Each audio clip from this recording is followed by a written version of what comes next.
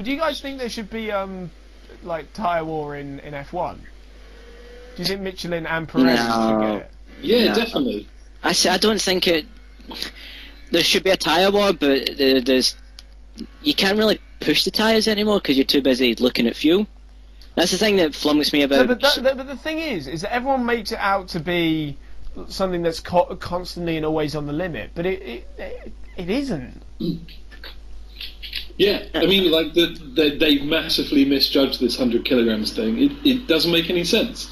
No one's been marginal. Yeah, well, and then the thing is though, in Canada when we saw them being able to push, that they had to save. So, which is why I didn't get Michelin's comment when they were like, "We'll make drivers push again." But surely, if you make them push again, they're just going to use the fuel quicker. So we're just going to have more fuel saving.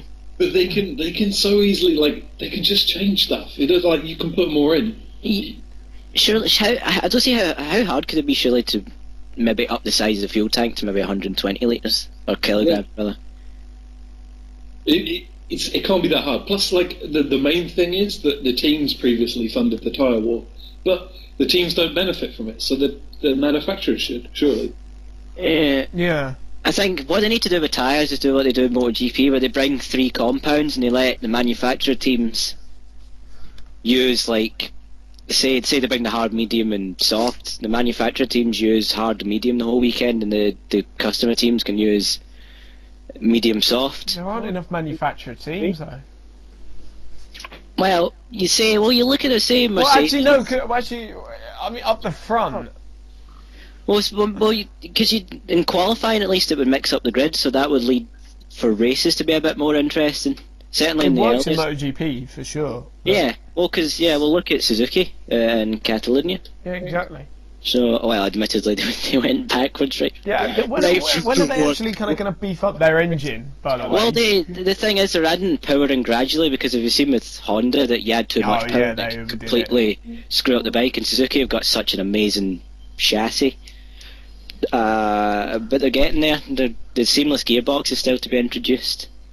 I was with sort of my dad and one of his mates during Mugello, and we sort of like it only just breezed past Marquez with absolute ease, and my dad's mate said, "Now Honda are just not going to be happy with that at all, because they're always the ones with the fastest engines." But then at the same time, the Honda engine will actually make it to the next race.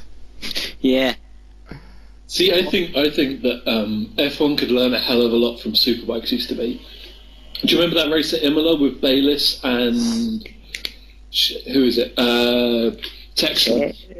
Colin Edwards. Yeah, it was like watching like every corner they changed positions, every corner during the race. Well, yeah, I've long since preaching this for well over a year now that Honda needs to learn from bike racing, specifically in the way MotoGP runs things, both commercially and rules-wise, because the factory teams, they aren't allowed to develop their engine. They're only allowed 20 litres of fuel and 5 engines per season, whereas the open teams get 12 engines, 22 litres, and softer tyres to use. And they're allowed to develop the engine, so that's how Suzuki and Ducati have been allowed to become so competitive. See, I think the best thing they can do is don't change the rules, just let it breathe.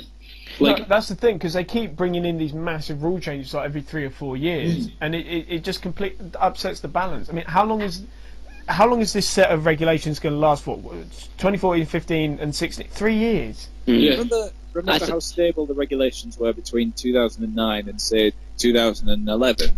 And we had some of the best seasons in recent years. Yeah, well, for me, 2007 to 2012 was a halcyon period. It was one of the They were the best years. I mean, 2012 is...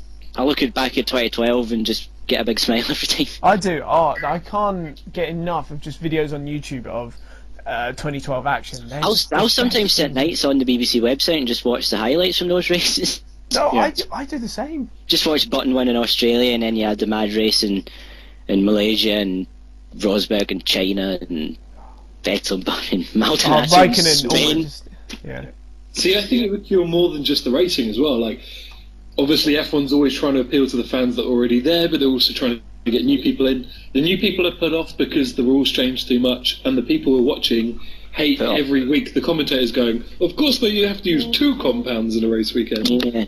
Just fucking Like they did it with football. They kept changing the offside rule, and no one knew what offside was for like 3 years in a row. If it were up to me, if I were in charge of F1, every season would just be 2012. just 2012 every year. Proper. I'm really conflicted about the new engine regulations because we got rid of a set of engines that were outdated, fuel efficient, they were cheap, they were reliable, and they sounded.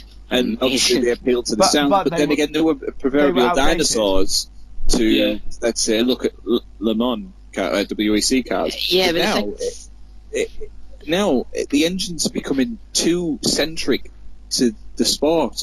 But that's only because Honda and Renault are having such a hard time with it. It's not so much that as well. Had it been an even amount of development, wouldn't have noticed it. It's not so much that, but Formula One's a bit late to the sort of road party because you get engines in a Ford now that are from Formula Ford cars.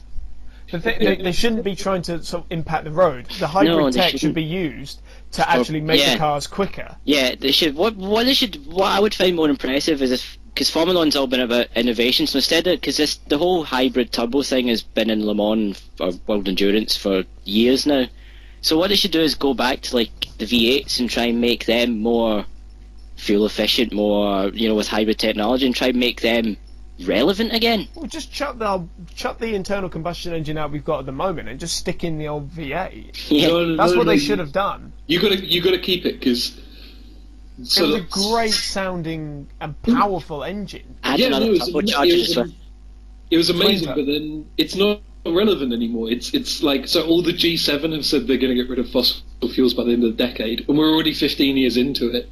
Like, yeah, but they're not though, are they? The thing is, I don't. For Formula One, for me, is the pinnacle of motorsport. It shouldn't be relevant to the road. It should be relevant to racing. It should be all about racing.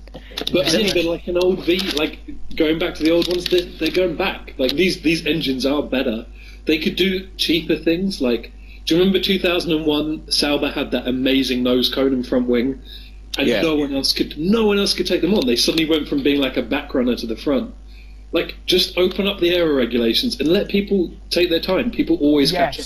And give them a bit more fuel. Open up the aero. Give them the aero should be more like 2007 when they had just bits poking out the car. Yeah, no, 2002, 2003. Yeah, V10. My dad showed me, he was on Instagram, he showed me this video of Silverstone, and it was V10s going around and the noise. Oh. What I think they should do though is what MotoGP doing in 2017. Dorna, the commercial rights holders, paying for bikes for the satellite teams. Surely the commercial rights holder for Formula One should pay for engines for the customer. He won't pay for anything. Yeah, but that's the thing. That's the thing. We're paying for the sport. We're paying for TV rights and all that. What Dorna are doing is they're using that money and they're giving it back to the sport. The whole grid will effectively be made up of factory bikes. So, because you still have your main revenues go. Yeah, well, that's the thing. That's what needs to change, because surely if Bernie Ecclestone, I mean, let's face it, he's quite old. What can he really be doing with that money? Well, like the weird thing is, he doesn't seem to give a shit about any team. No. But if we don't have any teams in the grid, yeah, because Hamilton's a money maker. But then Ferrari have the only voting rights, so everyone else has to be unanimous. But Ferrari can veto anything it wants at any time. Yeah, which is nuts. Yeah. What should happen is the commercial rights holder should pay for customer engines. That way it alleviates the cost from the teams like Lotus, like Toro Rosso are struggling, so they can focus on building cars that can go racing. That way the manufacturer teams still get their money for their engines, but the grid becomes more competitive because people can develop the cars without worrying about if they'll be on the grid the next year. What sort of the thing I don't get about Lotus is that the last couple of years they've had a real sort of dog of a car compared to sort of 2012, 2013, and last year they had a Renault engine, and you could sort of blame the Renault engine for its sort of lack of rear stability, but you've got a Mercedes engine in it this year and it's still completely wayward. How, just from narrowing the wings, have they just completely lost the ability to design a car? It's because they can't afford it, and that's the problem. There's no one can afford Formula One apart from Mercedes and Ferrari.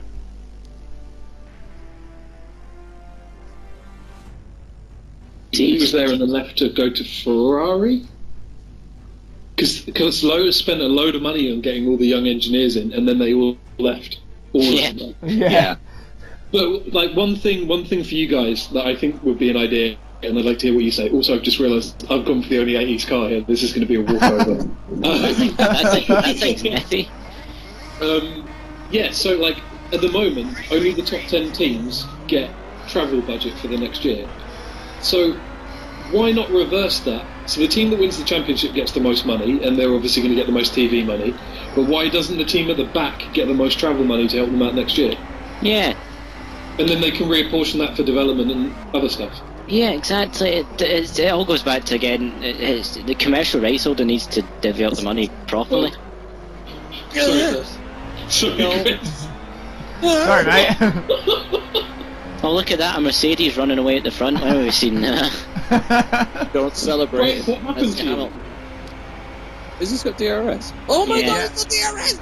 Yeah, you only need to press a button, you don't need to hold it in like the Formula A car. I haven't got DRS. Nope. 80s wanker. Frank, what happened to you at the back, man? Fate. Sorry, I'll come back to play with you. Let's make this interesting. I don't think I want to. I love the DRS in this car because you can use it to sort of turn out the corners. Come on, Frank, it's going to be quali. Oh, I'll tell you what, I'm you gonna listen take- to the podcast. I'm gonna.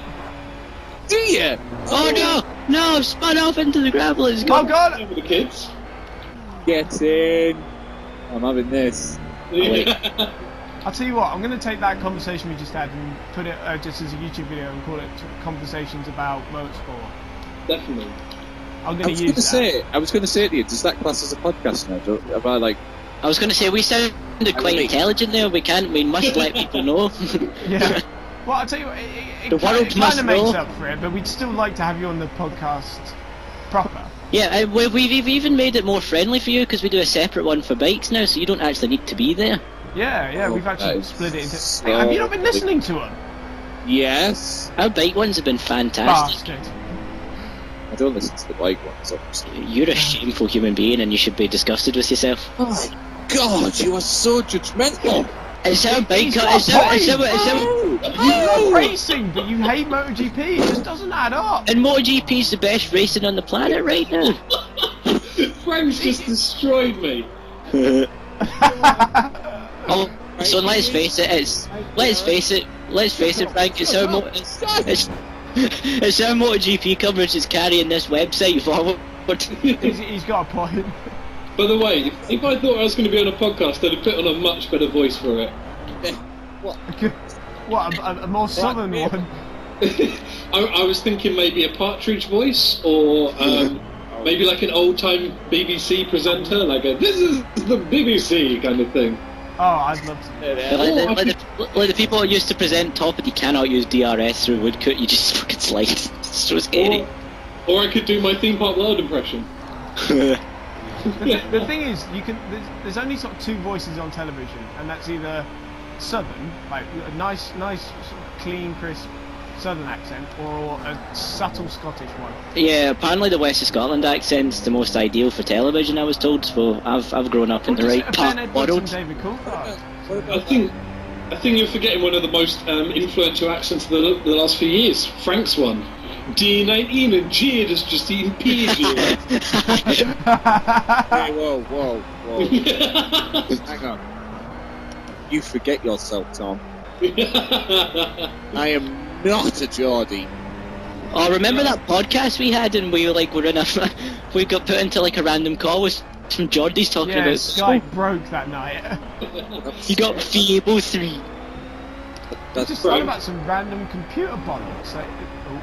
You just fired the ballard at me, that was proper. Sorry. That was. You owe me You're not 11 going to try and go up the seconds. inside of me and Abby. You want to bet me? Oh no. Oh my god! I turned out the corner though. Frank, I'm going to kick your ass next time. I'm 12 seconds behind now. Oh, your rear end was all over the place, Chris. I know. That's how I Why are like to you get it gonna stopped. hit me? Hang on. I don't. Oh, bollocks, my rear end's gone as well. And that's not because I've got irritable bowel syndrome. It's just pure coincidence. Good, because I was about to make assumptions. Of all the things to, it's sort of stupid illness. Problem with an illness that makes you shite yourself all the time. Lovely. yes. Do you not just think, like, the thing you try and do the least in life is the first thing you do when you die? You shit yourself. I heard you get a boner when you died. I don't know if that's true or not. What? What? Like some kind of sexual thrill of death. Angels are really sexy, yeah. The pearly gates What is it? Because all laden with lap dances. wasn't it because ever since all the blood thinners dissipated, so I rushed the place. Whoa! Oh my God! You went fucking Jim Canna over those. No. The DRS is open. Oh. I want a DRS. He sounds so miserable. That sounded like a voiceover in Call of Duty. The DRS is open. That's because I'm 21 seconds behind Frank. That's because you went in a car that has no DRS. It's because Frank made me have air whilst going down a straight backwards. Leroy Jenkins. Right? Oh my God. On you go. No, no, I'm no, like- no. You're not doing that. Hey, Frank, do you want to go and get some ales? Ales. That reminds me, I have ale in the fridge. Some good old. Oh my God! Some good old Robinson's Brewery Trooper. Blue thing coming at me, coming in my ears. Oh. I only bought the beer because it had the Trooper on it. Coming in my ears. Don't know if it tastes nice. It just had the picture of Eddie on it, and I thought I'll have that. Oh, guys, yeah. No. Oh, the Oh, no, AI guys are going at it. Oh, oh, come on, son, don't take that. Son, look at him. It was amazing. Nah. Oh, that was brilliant.